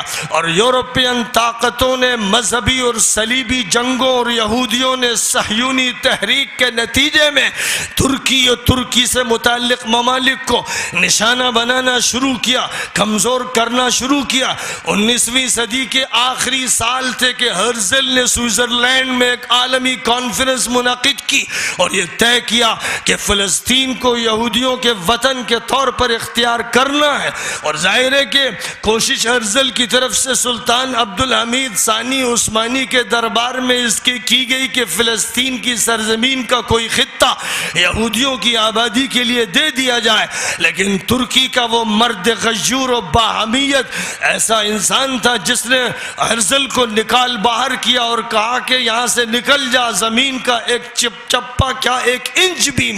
میں تجھے نہیں دے سکتا، تجھے اگر زمین مل سکتی ہے تو میری لاش پہ مل سکتی ہے۔ اور اس کے بعد پھر سازشوں کے وہ جال بنے گئے کہ یہودی شخص کے ذریعے سلطان عبدالحمید ثانی عثمانی کو گرفتار کر کے جیل میں بھیجا گیا، جس جیل کا جیلر بھی یہودی تھا، اور یہ سارے کام کرنے والا وہ منافقوں کا ٹولہ اور یہودی آبادی کے مسلم نما دشمنوں کے ایجنٹوں کا لیڈر مصطفیٰ کمال تھا۔ وہ مجرم، وہ قاتل، وہ مسلمانوں کے لیے سب سے زیادہ زہرناک، وہ امت مسلمہ کا ناگ اور اژدہا جس نے خلافت عثمانیہ کے زوال کا فیصلہ کیا اور 1924 میں اعلان کر دیا کہ خلافت عثمانیہ کو ختم کیا جا رہا۔ ہندوستان اس وقت چیخ رہا تھا، محمد علی جوہر اور ان کی والدہ بی اماں دورے کر کر کے کہہ رہی تھی کہ جان بیٹا خلافت پہ دے دو، بولی اماں محمد علی کی جان بیٹا خلافت پہ دے دو۔ ہندوستان کی گلیاں اور سڑکیں اس وقت خلافت کی آواز لگا رہی تھی جب مصطفیٰ کمال جیسا مجرم و کمینہ خلافت کا قتل کر رہا تھا، اور اسی مصطفیٰ کمال کے ایجنٹ مصر کا صدر عبد الناصر اور عراق کا صدام اور شام کا حافظ الاسد اور حجاز کا شریف حسین، اور وہ تو بات کے تھے حجاز کے شریف حسین سے جو ایجنسی کھولی گئی حجاز کی سرزمین میں انگریز انگریزوں کی ایجنسی جو کھولی گئی، اس نے انگریزوں کو عراق حوالے کیا اور فلسطین حوالے کیا، اور شام فرانسیسیوں کو حوالے کیا، اور لیبیا اٹلی کو حوالے کیا، اور الجزائر فرانس کو حوالے کیا۔ سائکس پیکوٹ معاہدہ طے پایا، اور اس معاہدے کے ذریعے جو 1917 میں ہوا، اور انگریزوں کی فوجیں شہر القدس میں داخل ہوئیں، اور صلاح الدین کی قبر پر دمشق میں پہنچ کر جنرل ایلمبی نے پیر سے ٹھوکر ماری اور کہا لے صلاح الدین، ہم پھر واپس آ گئے، اور صلیبی جنگوں کا خاتمہ ہو گیا۔ یہ 19ویں صدی کے اواخر اور 20ویں صدی کے اوائل کی وہ کہانی ہے جس نے ایک نئے عالم عربی کو وجود عطا کیا۔ یہ عالم عربی پہلے فرانسیسیوں اور انگریزوں کی ٹاپوں اور جوتوں کے نیچے مسلا گیا، اور جب ان کے مقابلے کے لیے قوم اٹھی تو پھر ان چالاکوں اور عیاروں نے اسی قوم کے منافقوں کو اختیار کر کے در پردہ پوری سازش کے ساتھ ان کو حکومتیں سونپ دی، اور وہ بظاہر برطانیہ چلے گئے اور فرانس چلے گئے، لیکن آج آپ اپنی آنکھوں سے دیکھ رہے ہیں کہ یہ سارے ممالک اور ان ممالک کی وہ تنظیم جس کو عرب لیگ کا نام دیا گیا، عرب لیگ عرب کے منافقوں، بو جہلوں، بو لہبوں، لادینوں، بد کرداروں اور عیاشوں کی وہ تنظیم ہے جس نے مسجد اقصیٰ کا سودا کیا، جس نے فلسطین کو بکوایا، اور جس نے اخوان کے مجاہدین کو 1948 میں 1947 میں شہر فلسطین کی سرزمین پر جہاد سے روکا، جس نے عز الدین القسام کو 1935 میں شہید کروایا۔ یہی وہ تنظیم اور اس کے ماننے والے عرب کے وہ ایجنٹ اور انگریزوں کے غلام اور اس امت کے بدترین منافق ہیں جنہوں نے کبھی بھی فلسطین میں جہاد ہونے نہیں دیا، جنہوں نے عرب فوجوں کو ناکام کیا، جنہوں نے ان لوگوں کو جنہوں نے فلسطین کی سرزمین پر جہاد کا ارادہ کیا یا جہاد کی تحریک چلائی، ان کو جیلوں میں سڑوا دیا، ان کی تنظیموں کو توڑ دیا، ان پر بین لگا دیا۔ یہ وہ لوگ ہیں جنہوں نے ایک طرف سب سے بڑے مجاہد عز الدین قسام کو سن 35 میں کیا، پھر انہوں نے اسی جرم میں حضرت حسن البنا کو اور حضرت حسن البنا کو 1949 میں شہید کیا۔ پھر یہی وہ مجرم ہے جو اسی جرم میں کہ فلسطین کی آزادی کی آواز اٹھانے والے اور فلسطین کو یہودیوں کے پنجے سے نکالنے والے جو اٹھتے رہے، 1987 میں جو تحریک حماس کی اٹھائی گئی اور شیخ احمد یاسین نے جس کی ترجمانی کی، 2004 میں ان کو شہید کر دیا گیا، ان کے نائب شیخ عبدالعزیز رنتیسی کو 2005 میں شہید کر دیا گیا، اور ظاہر ہے کہ 58 اسلامی ملک UNO کے ابلیس کی مجلس شورا میں بیٹھ کر شرابیں پی کر راتوں کو عیاشیاں کر کے اسرائیل کے تحفظ کا کام کرتے رہے، جس کا نتیجہ یہ ہوا کہ 1967 میں جو جنگ مصر اور اسرائیل کے درمیان ہوئی اور شام کے درمیان، تو اسرائیل کے جہازوں نے شام اور مصر اور اردن کے ہوائی اڈوں کو چند منٹوں میں تباہ کر دیا، اور ایسی ذلت آمیز شکست مصر کی ہوئی کہ مصر کی قومیت اور لادینیت کا جنازہ نکل گیا، اور یہ معلوم ہو گیا کہ وقت کے ایجنٹ یہ صرف تماشا بین اور تماشائی ہیں۔ معلوم ہے، تاریخ بتاتی ہے کہ جس رات اسرائیل مصر پر حملے کر رہا تھا، اس رات مصر کے فوجی شراب خانوں میں اور قہبہ گروں میں شرابیں پی کر زناکاری کر رہے تھے۔ یہ وہ مجرمانہ تاریخ عالم عربی کی جس کے خلاف بحکم الہی 2011 سے ایک جہاد، ایک تحریک، ایک مسلح تحریک شروع ہو گئی۔ 2011 سے وہ تحریک شروع ہوئی ہے جو اسی تحریک کی طرح ہے جو 1930 میں، 1931-32 میں، 1947 اور 48 میں جو تحریک باہر کے قابضوں اور باہر کے دشمنوں کے خلاف اٹھی تھی۔ ہندوستان میں بھی جو تحریک چلتی رہی 1803 سے اور پھر 1857 سے، جس نے عمومی بغاوت کی شکل اختیار کی، اور پھر جو جاری و ساری رہی یہاں سے یہاں تک کہ 1947 میں اس ملک سے انگریزوں کو نکال باہر کیا گیا۔ عالم عربی میں بھی یہ تحریک چلی اور بیرونی طاقت کو نکالا گیا، لیکن بیرونی طاقتوں کے ایجنٹوں نے اپنے پنجے گاڑ لیے، اور ہر طرح کی ابلیسی اور شیطانی عیاری استعمال کر کے وہ جیل قائم کیے کہ جس میں ہر مومن، ہر مسلمان، شریعت کے مطالبہ کرنے والے ہر فرد حمیت کی جگہ طے کی گئی کہ جو بھی اللہ کی شریعت کا مطالبہ کرے گا وہ دہشت گرد شمار کیا جائے گا اور اس کو جیلوں کے حوالے کیا جائے گا۔ حکومت لا دینی ہوگی، دین سے اس کا کوئی تعلق نہیں ہوگا۔ مراکش سے لے کر انڈونیشیا تک اور بالخصوص مراکش سے عراق تک یہی وہ صورتحال قائم تھی، اور قوم لڑتی تھی تو انگریزوں اور فرانسیسیوں سے، لیکن 2011 سے اندر لڑائی شروع ہوئی ہے مومنوں اور منافقوں کی۔ اب جو لڑائی ہے وہ ان سے ہے جو ایجنٹ ہیں، جو ہمارے درمیان گھسپیٹیے ہیں، آستین کے سانپ ہیں، جو بستر میں چھپے ہوئے ڈنک مارنے والے بچھو ہیں۔ اب یہ جنگ ان کے خلاف ہو رہی ہے، اس کو نئے نئے نام دیے جا رہے ہیں۔ عالمی میڈیا اس کو دہشت گردی کہہ رہا ہے، اور عالمی میڈیا کے جہاز بمباری کر کے معصوم انسانوں، بچوں، عورتوں، بوڑھوں، اسپتال کے مریضوں اور مسجد کے نمازیوں کے چتھڑے اڑا رہے ہیں۔ جیسے 10 لاکھ انسان کو افغانستان میں ختم کیا اور 15 لاکھ انسانوں کو عراق میں ختم کیا، آج بھی وہی کارروائی ان غیرت مند اور حمیت رکھنے والے نوجوانوں کے خلاف لیبیا سے لے کر سیریا اور عراق اور یمن تک کی جا رہی ہے۔ اس صورتحال میں ظاہر ہے کہ آپ کو انتظار کرنا ہے، صبر سے کام لینا ہے۔ ظاہر ہے کہ اسرائیل کا خاتمہ ہونا ہے، لیکن اس سے پہلے بڑے بڑے واقعات وجود میں آنے ہیں۔ آپ بیت المقدس کا تحفظ کیسے کریں گے؟ کیا تحفظ کسی جلسے سے ہوگا؟ کیا کسی قرارداد سے ہوگا جس کو 1948 میں اسرائیلی مملکت کی حیثیت سے ظاہر کر دیا گیا، اور جس کے مقابلے کے لیے شیخ احمد یاسین کی قیادت میں 1987 سے انتفاضے کے نام سے ایک تحریک اور ایک انقلاب شروع کیا گیا، جس میں ہزاروں فلسطینی شہید ہو چکے ہیں اور لاکھوں جیلوں میں جا چکے ہیں اور لاکھوں بے گھر ہو چکے ہیں؟ کیا اس کی مدد کسی قرارداد سے ہوگی؟ ہرگز نہیں۔ اس کی مدد کا طریقہ کار یہ ہے کہ اسرائیل جس نے لیگ آف نیشنز قائم کی تھی 1914 سے 1918 تک، جو پہلی جنگ عظیم یورپ میں بھڑکائی گئی تھی وہ صہیونیوں کی طرف سے بھڑکائی گئی تھی، اور اس کا پورا فائدہ صہیونیوں نے حاصل کیا۔ عالم اسلام کو تار تار کر کے رکھ دیا گیا، ترکی کی کمر توڑ دی گئی اور عالم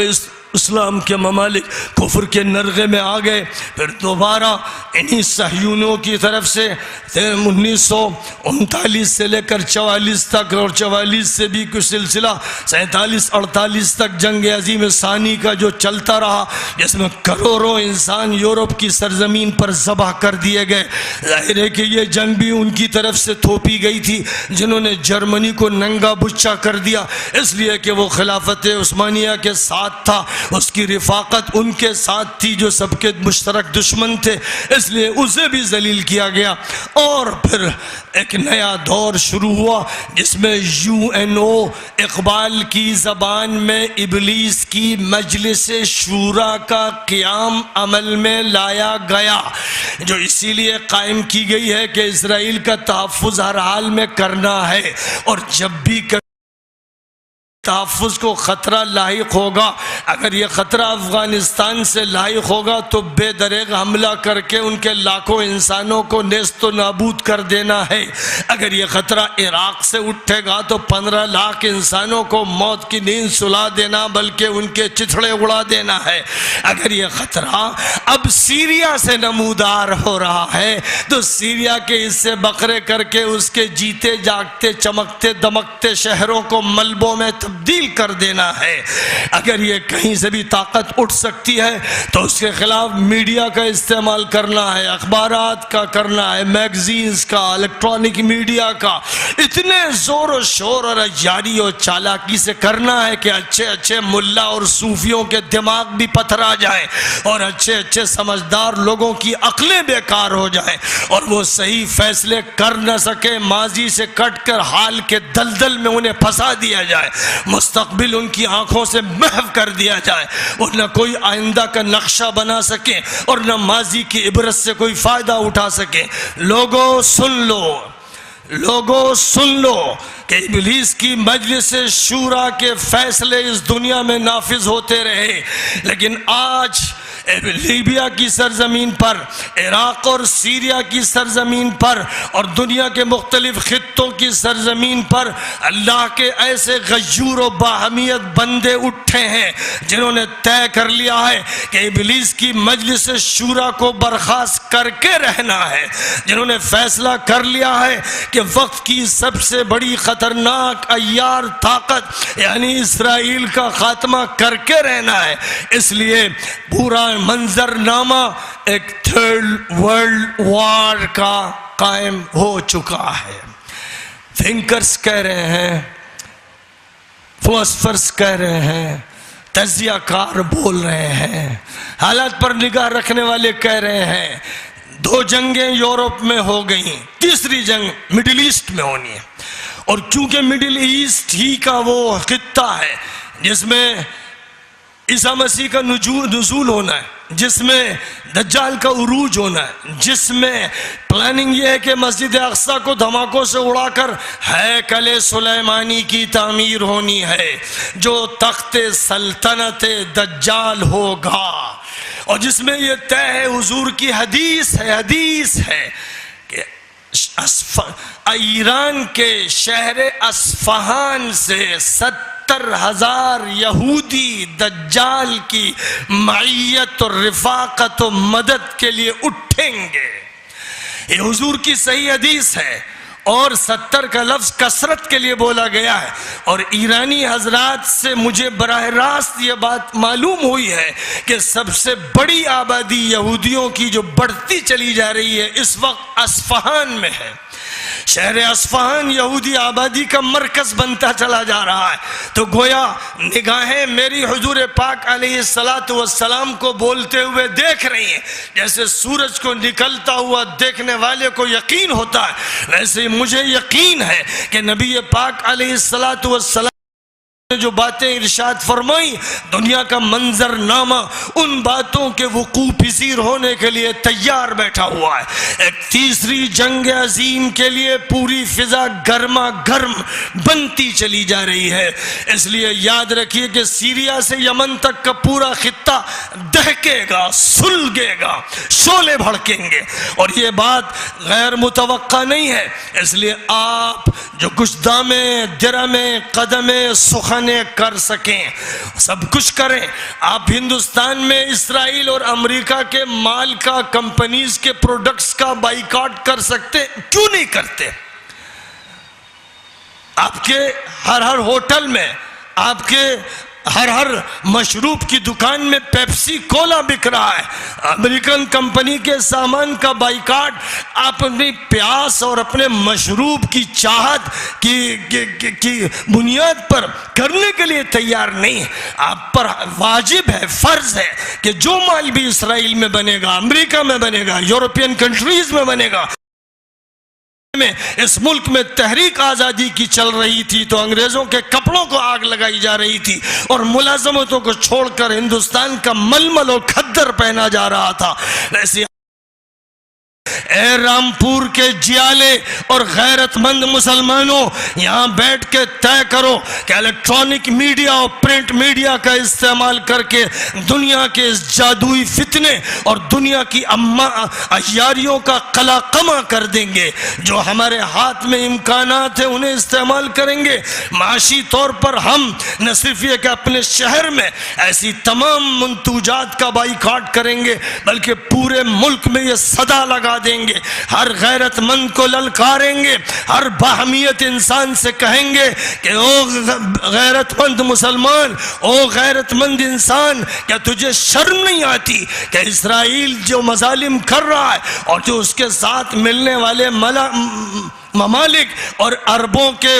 ایجنٹ حکمراں جو اسرائیل کی جوتیوں کے تلوے چاٹتے ہیں اور جو اسلامی نظام شریعت کو نافذ کرنے کے لیے تیار نہیں ہے، اور جنہوں نے مصر کے مجرم سیسی کو، فوجی ناپاک ٹولے کے مجرم لیڈر کو، جس پر احسان جناب ڈاکٹر مرسی نے کیا، جو اللہ کے ایک نیک اور صالح اور جالے بندے اور اس امت کے فرزند ارجمند، جنہوں نے اسرائیل کے دانت کھٹے کرنے کا فیصلہ کیا، جنہوں نے شام میں جہاد برپا کرنے کا فیصلہ کیا، تو ان کے خلاف دنیا باولی ہو گئی، دنیا کے کتے بھونکنے لگے، بھموڑنے لگے، ان کو جیلوں کی سلاخوں کے پیچھے ڈال دیا گیا۔ اور جو حکومت مصر میں آئی، آج وہ اسرائیل کی غلام، ایک کمینی ذلیل نکمی، ایک ایسی برباد شدہ اور برباد کن حکومت ہے کہ شاید عالم عربی کی تاریخ میں اتنی کمینہ حکومت نہیں آئی ہوگی۔ اور افسوس ہے کہ سعودی عرب کے شاہ عبداللہ جو دنیا سے جا چکے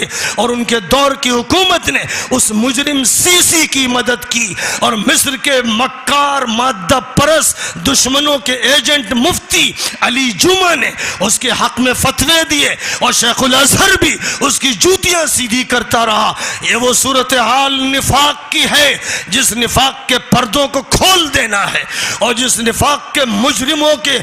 کو تشتزبام کر دینا ہے، اور ایسے ملاؤں اور ایسے صوفیوں اور ایسے مفتیوں جو سرکار کی جوتیوں میں رہتے ہیں، ان کے کپڑے الٹ دینے ہیں، انہیں ننگا کر کے دکھا دینا ہے کہ تم جاتے ہو جہنمیوں کے ساتھ تو جاؤ، ہم ساتھ ہیں اسلامیان عالم کے ساتھ، ہم ملت اسلامیہ کے ساتھ ہیں، ہم رسول عربی کے ساتھ ہیں، ابو بکر و عمر کے ساتھ ہیں، ہم عثمان و علی کے ساتھ ہیں، ہم صحابہ رسول کے ساتھ ہیں، ہم امت کے مجددین و مصلحین کے ساتھ ہیں، ہم وحدت امت کے ساتھ، ہم وحدت دین کے ساتھ ہیں۔ یہ صدا تم لگا سکتے ہو، ایک فیصلہ کرو۔